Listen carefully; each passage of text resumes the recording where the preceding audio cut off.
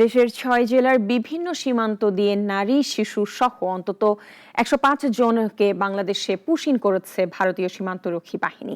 এদের সবাইকে হেফাজতে নিয়েছে বিজিবি। প্রতিনিধিদের পাঠানো তথ্য ছবিতে আরো জানাচ্ছেন সিরাজুমণি শুভ। কুমিল্লা ও ফেনীর সীমান্ত দিয়ে নারী শিশুসহ ৫২ জনকে পুশিন করেছে বিএসএফ। ভোরে ভারত থেকে বাংলাদেশে অনুপ্রবেশের সময় বিজিবির টহল দল তাদের আটক করে। তারা সবাই বাংলাদেশি নাগরিক। কুমিল্লা সীমান্তে আটক ১৩ জনকে সদর উপজেলা নির্বাহী কর্মকর্তার কাছে হস্তান্তর করা হয়েছে। বাকি ৩৯ জনকে হস্তান্তর করা হয় ফেনী জেলা প্রশাসকের কাছে। তাদের বাড়ি রংপুর, ঠাকুরগাঁও, কুড়িগ্রাম ও টাঙ্গাইলে। কোথায় তাদের জন্মস্থান, এই বিষয়গুলো আমরা তাদের কাছ থেকে প্রাপ্ত তথ্য এবং ডকুমেন্টসের ভিত্তিতে আমরা এগুলো যাচাই করছি। যাচাই অন্তে আসলে বলা যাবে যে তাদের বিষয়ে আইনগত পরবর্তী পদক্ষেপটা কি হবে।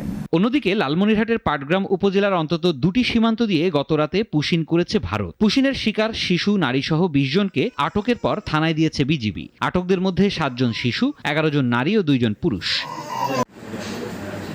বিজিবি জানিয়েছে, গাটিয়ার ভিটা ও ঝালাঙ্গি সীমান্ত দিয়ে পুশিন করা হয় এই ২০ জনকে। আটককৃতরা খুলনা, নড়াইল ও যশোর জেলার বাসিন্দা। গত রাতে ভারত থেকে আমাদের বাংলাদেশি কিছু নাগরিককে পুশিন করেছে। এই পর্যন্ত বিজিবি আমাদের কাছে ২০ জনকে হস্তান্তর করেছে। এছাড়াও খাগড়াছড়ির রামগড় সীমান্ত দিয়ে একই পরিবারের ৫ সদস্যকে বাংলাদেশে পুশিন করেছে বিএসএফ। ভোরে পঞ্চগড়ের জয়ধরভাঙ্গা সীমান্তে ২১ জন ও মৌলভীবাজারের কুলাউড়ার মুড়ুইছড়া সীমান্ত দিয়ে ৭ জনকে পুশিন করে তারা। সিরাজুমণি শুভ, নাগরিক। ওয়ালটন আবারও মিলিনিয়ার অফারে ওয়ালটন ফ্রিজ কিনে আপনিও হয়ে যেতে পারেন মিলিয়নিয়ার।